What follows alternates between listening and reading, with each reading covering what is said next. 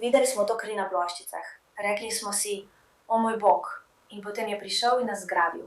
Bojim se, da je to, kar pravijo, res, in to je resnica. V vsej svoji karieri pri organih pregona še nikoli nisem doživel česa takega.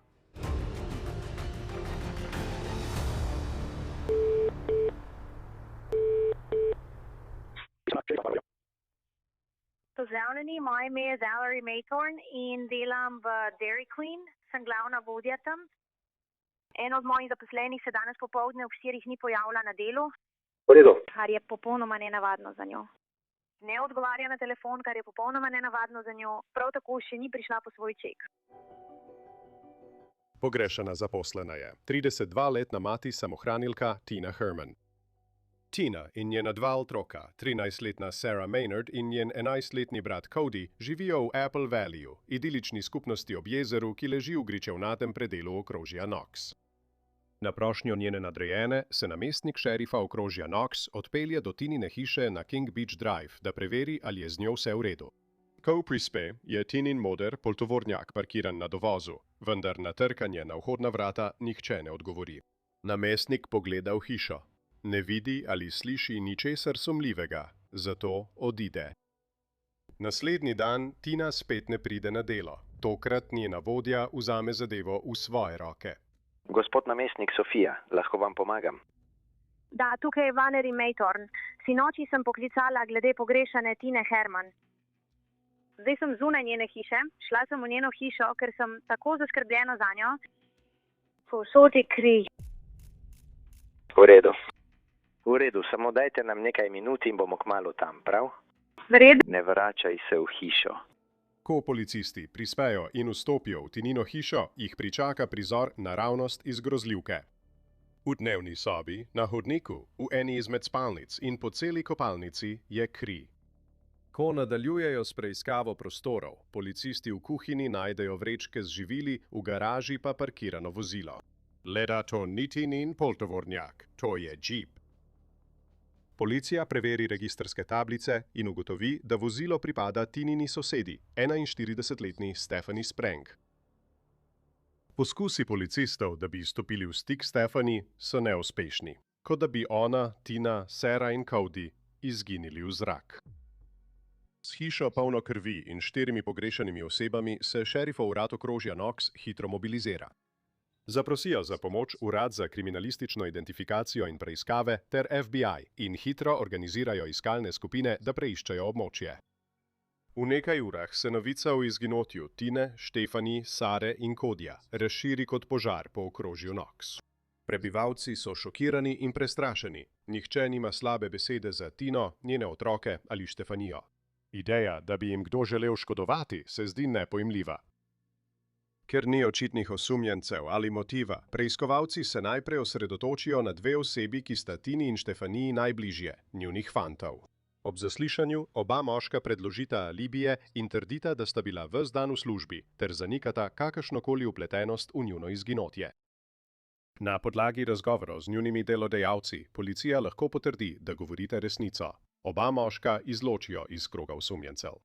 To preiskavo vrne nazaj na začetek, dokler oblasti ne odkrijejo ključnega novega dokaza. V Tinini garaži policija najde nakupovalno vrečko polno različnih predmetov, med katerimi izstopajo predvsem vreče za smeti in ponjave. Račun je v vrečki. Na njem je datum 11. november, ura pa 8 minut po polnoči. To pomeni, da je oseba, ki je kupila te izdelke, to storila več ur potem, ko je Tinin šef prvič stopil v stik z oblastmi. Detektivi pridobijo nalog in prevzamejo posnetke varnostnih kamer iz trgovine z dne 11. novembra. Takoj po polnoči kamere posnamejo moškega, ki vzame vreče za smeti in ponjave s polic, plača jih z gotovino in nato odide. Kamere na parkirišču pokažejo neznanega moškega, ki zapusti trgovino in se odpelje. Preiskovalci sicer ne morejo razbrati registrske tablice avtomobila, lahko pa vidijo, da gre za srebrnega Toyota Yarisa. Z uporabo evidenc o registraciji vozil oblasti sestavijo seznam vseh oseb, ki imajo v okrožju Knox v lasti Toyota Yaris. Enega za drugim izločijo vse seznama, dokler ne pridejo do osumljenca, 30-letnega Matthewa Hoffmana. Matthew ne ustreza le fizičnemu opisu moškega ujetega na posnetku in na fotografiji za vozniško dovoljenje nosi celo isto majico kot na posnetku nadzorne kamere, ampak ima tudi kazensko evidenco. Leta 2000 je bil domačin iz Ohaja obsojen zaradi vloma in požiga v Koloradu ter obsojen na 8 let zapora. Podatki kažejo, da se je po izpustitvi vrnil v okrožje Knox. Pred kratkim se je Matthew ponovno znašel v težavah. Odpuščen je bil iz službe v podjetju za obrezovanje dreves, oktobra lani pa je njegova bivša punca na šerifovem uradu okrožja Knox vložila prijavo, v kateri je Matthewa obtožila, da jo je davil. Na koncu se je odločila, da ga ne bo kazensko ovadila. Policija ne najde povezave med Matthewem in pogrešanimi žrtvami, vendar je njegov trenutni naslov v Mount Vernonu le 20 milj od Tininega doma. Preiskovalci odkrijejo še eno opozorilno znamenje. Mattheweva mati ima hišo v Apple Valleyju, manj kot pol milje od kraja zločina. To pomeni, da pozna območje, zaradi česar je še verjetnejši osumljenec. Naslednje jutro specialne enote istočasno odrejo v Matthewevo hišo v Mount Vernonu in v hišo njegove matere v Apple Valleyju. Na njihovo presenečenje, ko potrkajo na Mattheweva vrata, jim odpre. Policisti ga pridržijo in ga odpeljejo na šerifov urad okrožja Knox na zaslišanje. Ko oblasti vstopijo v Matthewevo hišo, jih takoj preseneti nenavaden prizor. Soba ob vhodu je polna listja. V kuhinji odkrijejo nekaj še bolj srhljivega. V Matthewevem zamrzovalniku je obglavljena veverica. Ko nadaljujejo z iskanjem po hiši, policisti opazijo nekaj pohištva, ki blokira eno od vrat. Premaknejo pohištvo in odprejo vrata. Zdi se, da so to vrata v klet. V kleti policisti odkrijejo nekaj neverjetnega. Tam, na kupu listja, je 13-letna Sarah Maynard. Živa je! Policisti osvobodijo Saro in jo odpeljejo v bližnjo bolnišnico na pregled. Na tej točki, čeprav vedo, da so možnosti, da jih najdejo žive, majhne, morajo policisti najti Tino, Codija in Stephanie. Nedelja je 14. november. In ura je približno 8:57. Na šerifovem uradu so preiskovalci z Matthewom takoj prešli k bistvu. Mislim, da veš, o čem želimo govoriti, ampak moramo najti nekatere ljudi. Matt.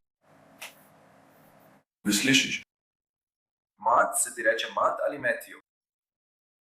Dali ti bomo minuto, prijatelj, če moraš malo premisliti. Samo povej nam, ko boš pripravljen. Povej mi, kaj lahko naredim, da ti pomagam. Začeli bomo tam, kjer želiš, da začnemo.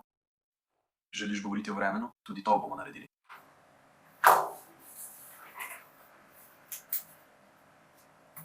Sam povej mi, kje so, ne bom več govoril. Minute se spremenijo v ure in Matthew noče izreči niti besede.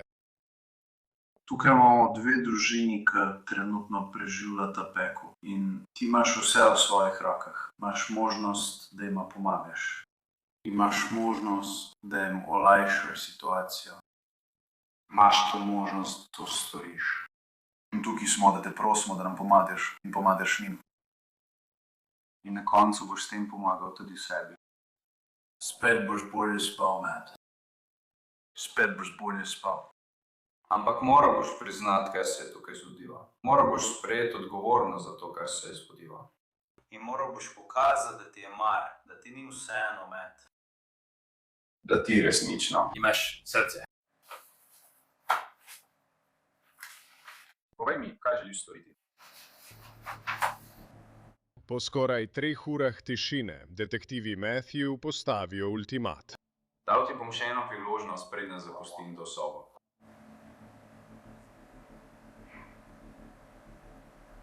Da mi poveš, kje lahko najdem Codija, Tino in stvari. Še ena priložnost.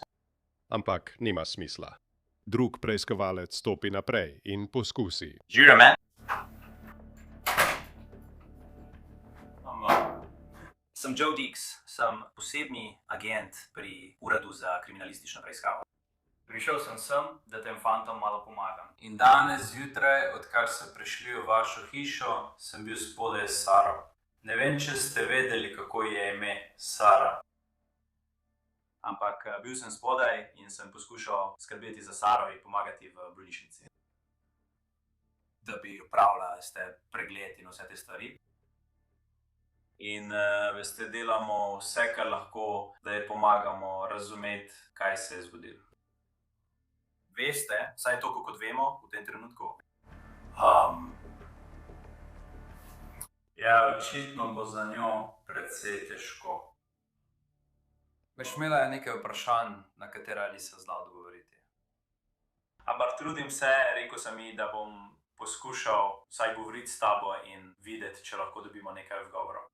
Ampak tudi Matthew mu noče ničesar povedati. Se spomniš, da te je sprašvala, kaj se je zgodilo z njeno mamo in njenim bratom? Rekla je, da te je vprašala večkrat. Se tega spomniš? Ne vem, o čem govoriš. Čeprav Matthew noče govoriti, Sara govori. V bolnišnici travmatizirana, a pogumna mlada deklica policistom pove, da ne ve, kje so njena mama, njen brat ali Štefanija, ali kaj se jim je zgodilo. Sara pove, da sta se ona in njen brat Kode vrnila iz šole 10. novembra, Matej pa ju je čakal v hiši. Videla si to kri po mestu, bili smo kot, o moj bog, in potem je prišel te me izgrabil. Kode je pobegnil, Sara pa je stekla v svojo sobo. Matej jo je ujel in ji prislonil nož na vrat. Zvezal jo je, ji zavezal oči in usta, ter jo prisilil, da je ležala s trebuhom na tleh v kuhinji. Prestrašena Sara pravi, da je tam ostala približno 1 uro. Nato jo je Matej dvignil, odnesel v garažo, jo dal v avto in se odpeljal. Na koncu sta pristala pri Matejevi hiši. Ko sta prispela tja, je Matej Saro odpeljal v klet, jo porinil na posteljo iz listja in jo tam pustil prestrašeno v temi. V naslednjih nekaj dneh, ko je bila še vedno zaprta v njegovi kleti, je Sara povedala, da jo je Matej spolno napadel in ji večkrat grozil smrtjo, če bi poskušala pobegniti. Zvezana in prestrašena, ni imela druge izbire, kot da ga uboga. Naslednji dan, ko se iskanje Tine, Kodeja in Štefanje nadaljuje, oblasti pripravijo novo taktiko zasliševanja. Živjo, Mat. Včeraj, ko so Mateja obravnavali na šerifovem uradu, se je prostovoljno pogovarjal z namestnico šerifa. Zato pripeljajo agentko FBI Kristen Cadu v upanju, da se bo povezala z Matejem in ga prepričala, da spregovori. Želiš, da ti snamem lisice, da si to lahko dejansko oblečeš? A želiš, da ti ga samo objem okoli?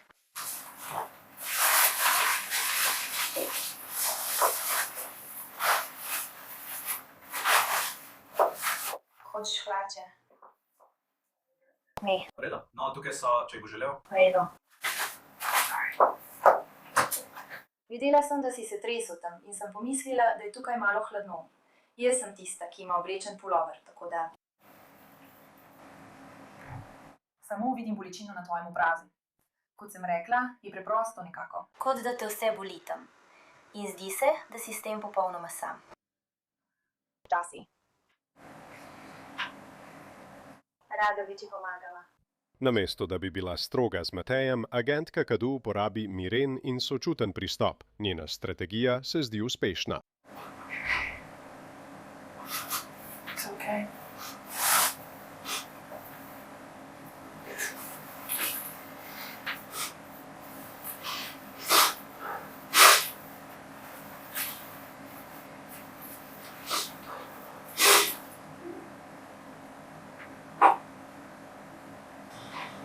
Dobro se boš počutil, ko boš to v redu. Vem, da je zame tako.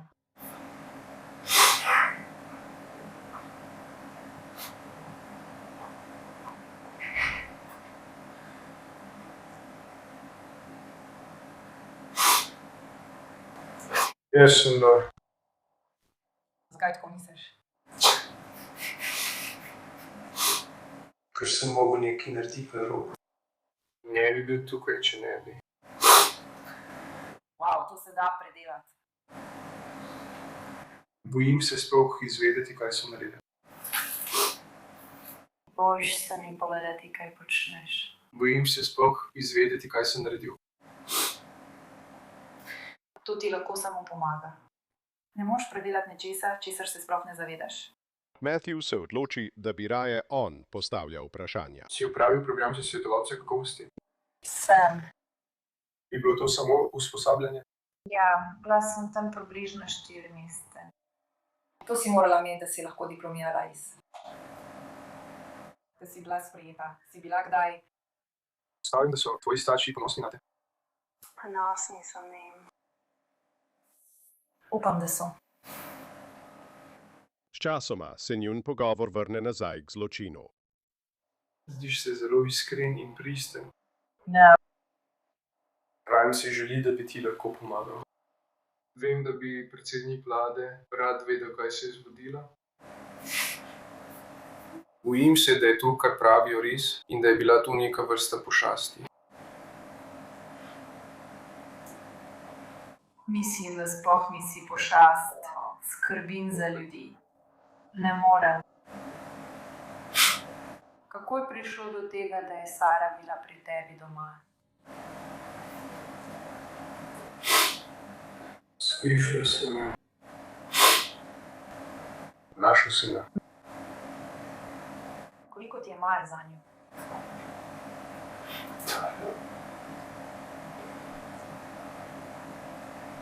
Kje? Moj kvet je. Ravno ko se zdi, da agentka Kadu napreduje, se Matej spet zapre vase, a agentka Kadu ne odneha. Naredijo odmor in ona poskusi z drugega zornega kota. Kako si zdaj? Imam nekaj zate. Ne vem, če ti je to kaj znano. Rokopis tvoje mame. Če ga želiš? Preberi ga. Ja, želim, da se smeješ. Lahko ti povem, da je to dobra stvar. To ni slaba stvar.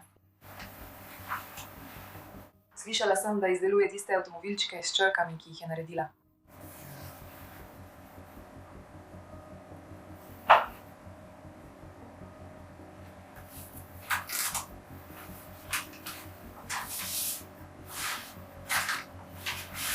Ali ti kaj pomeni, da bo tvoja mama tam ne glede na vse?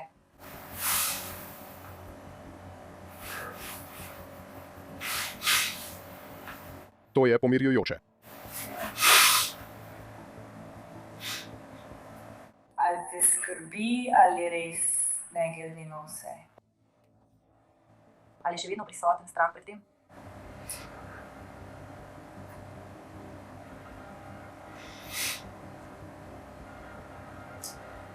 Mislim, da se je v mnogih pogledih verjetno že borila z najhujšim, pa te je še vedno pripravljena podpirati.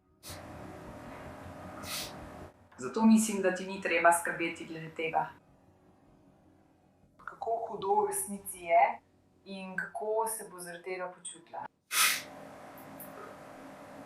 Mislim pa, da te bo kot moškega veliko bolj spoštovala, če boš povedal resnico. In nam dovolil, da ljudi pripeljemo domov na takšen ali drugačen način, da jih lahko pripeljemo domov. In to mu pomenilo veliko več. Vemo, da so tam zunaj. In da so najverjetneje mrtvi. Ampak vseeno lahko družini prineseš mir. Moramo imeti trupla, da lahko družine dobijo mir in da lahko ti dobiš ugodnejši dogovor. Kar je zelo pomembno za tvojo družino in za tvojo mamo. Da boš lahko tam zanjo. Mislim, da te to zelo teži in se bojiš, da če nam poveš, ti bo to na nek način škodilo, v primeru, a je ravno nasprotno. Res je, ravno nasprotno. Ne spomnim se, ne morem ti pomagati. Kljub njenim najboljšim prizadevanjem Matthew ničesar ne prizna. Detektivi se odločijo, da za danes zaključijo. Hej Tom, poklical je zapor in jih prosil naj pošljejo nekoga, da ga pospremi nazaj. Ja. Ne. Mam se moraš razgibati. 48 ur potem, ko so Sarah Maynard našli živo v kleti Matthewa Hoffmana. Policija še vedno ne ve, kaj je naredil z njeno mamo Tino, njenim bratom Codyjem in njihovo sosedo Stephanie Sprang. Po 2 dneh, ko so dopuščali Matthewovo samopomilovanje in zavlačevanje, so imeli preiskovalci dovolj. Pravijo mi, da pritiskajo. Tožilci pritiskajo, da prideš na obravnavo in to je to. To je tvoja zadnja priložnost, da se pogovoriš z nami. Dobesedno. Tukaj je prisoten odvetnik. To je tisto, za kar si prizadevajo. Ja, pravite, da ste še vedno pripravljeni govoriti z nami brez odvetnika, ampak prav zato zdaj pritiskajo. Torej je to zdaj vaša zadnja priložnost, da se pogovorite z nami. Jaz bom sprejemal odločitve namesto vas. Ja, to pomeni dobesedno. Torej, če ste to storili, to pustite ob strani. Naredijo, da se sliši, kot da je to vaša svoboda, a v resnici vam ne bodo dali te priložnosti. Ni v mojem najboljšem interesu, da govorim brez odvetnika. To je v vašem najboljšem interesu. No, upam, da smo si pridobili nekaj zaupanja, da veste, da vam ne lažemo, ko vam povemo, da vam to na koncu res pomaga. Moraš misliti na svojo družino in nase, ter na to, kako bo to vplivalo. Oni bodo tisti, ki jim boš moral na koncu pogledati v oči in kako bodo oni gledali nate. Tvoja mama te je ves čas prosila, da narediš pravo stvar in nam poveš, kje so. In ona bo k tebi. Zaradi tega bo ponosna. Da si bila iskrena. In to je tvoja zadnja priložnost. Kljub temu Matthew noče razkriti več informacij, toda 2 dni kasneje, ko pride v poštev smrtna kazen, si premisli. V pisnem priznanju Matthew pove, da je sam zasnoval načrt, kako oropati Tinino hišo. Tiste noči, 9. novembra, je parkiral svoj avto na bližnjih igriščih in taboril v gozdu nasproti Tinine hiše. Naslednje jutro, 10. novembra, je opazoval in čakal, dokler ni bil prepričan, da sta Tina in njeni otroci odšla za ves dan. Okoli 10:30 je vstopil v hišo skozi garažo. Medtem ko je po hiši iskal denar in nakit, je zaslišal, da se je Tinin tovornjak pripeljalo na dovoz. Stekel je in se skril v eno izmed spalnic. Ko je Tina vstopila, je nastal pravi pekel. Večkrat jo je udaril po glavi s kratkim kijem. Nenadoma se je v hiši pojavila Stephanie Sprang in začela kričati na Mateja. V paniki je zgrabil nož in obe ženski zabodel do smrti. Džuna trupla je odnesel v kopalnico in ju začel razkosavati. Dele njunih teles pa je spravil v vreče za smeti, ki jih je našel v hiši. Preden je lahko končal, sta prispela Sarah in Cody. Prišla sta domov. Ko sta ga zagledala, sta oba zbežala. Matthew je najprej ujel Codyja in ga do smrti zabodel. Saro je našel, kako se skriva v eni izmed spalnic, vendar je ni mogel ubiti, zato jo je namesto tega ugrabil. Saro je odpeljal v svojo hišo in jo pustil v kleti. Okoli polnoči se je odpeljal v trgovino, kjer je kupil vreče za smeti in ponjave. Nato se je vrnil na prizorišče zločina, da bi dokončal, kar je začel. Ko je končal z razkosanjem žrtev, je njihove dele telesa naložil v Stephanin džip in se odpeljal do Kokosing Wildlife Preserve. Tam je namestil škripec in skril trupla žrtev v votlo drevesno deblo. Nato je džip odpeljal nazaj na prizorišče zločina in ga parkiral v garaži. Njegov načrt je bil, da vzame Tinin tovornjak, gre po bencin, se vrne in zažge hišo. Toda s Tininim tovornjakom je bilo nekaj narobe, zato ga je pustil v bližini, se vrnil v svoj avto in odšel. Isti dan so oblasti, s pomočjo Matthewjevega pisnega priznanja in ročno narisane karte, odšle v naravni rezervat Kokosing. V votlem drevesu, visokem 21 metrov, najdejo več vreč za smeti. V teh vrečah so trupla Tine Herman, njenega sina Codyja Maynarda in njune sosede Stephanie Sprang. Nato na tiskovni konferenci šerif okrožja Knox, David Barber, poda izjavo. Kot šerif tega okrožja zadnjih 18 let še nikoli nisem doživel tako velikega, resnega in tragičnega primera. In v vsej svoji karieri v organih pregona še nikoli nisem doživel česa takega. Naslednji večer se prebivalci okrožja Knox zberejo na slovesnosti ob svečah v spomin na žrtve. 6. januarja 2011 je Matthew Hoffman priznal krivdo za več obtožb. Bilo mi je povedano, da želite priznati krivdo za točki 1 in 2 obtožnice, obtožbi za hujši umor, ki je nekvalificirano kaznivo dejanje. Ali to drži? Da. Prav tako mi je bilo povedano, da želite priznati krivdo za točko 3, dodatno obtožbo za hujši umor po drugem zakonu, ki je nekvalificirano kaznivo dejanje. Ali to drži? Prav tako mi je bilo povedano, da želite priznati krivdo za točko 4, obtožbo za hujši vlom, kaznivo dejanje prve stopnje. Ali to drži? Da. Vaša želja je, da priznate krivdo za točko 5, obtožbo za ugrabitev, kaznivo dejanje prve stopnje. Drži? Da. In ali je vaša želja, da priznate krivdo za točko 6, obtožbo za posilstvo, kaznivo dejanje prve stopnje? Da. Sodnik ga obsodi na dosmrtni zapor brez možnosti pogojnega izpusta. Več kot desetletje kasneje, čeprav je bilo pravici zadoščeno, nesmiselna brutalnost tega primera še vedno preganja prebivalce okrožja Knox in preiskovalce. Čeprav je zdaj odrasla ženska, bo za tiste, ki se spomnijo tega tragičnega primera, Sarah vedno ostala mlado dekle, ki je preživelo nepredstavljivo.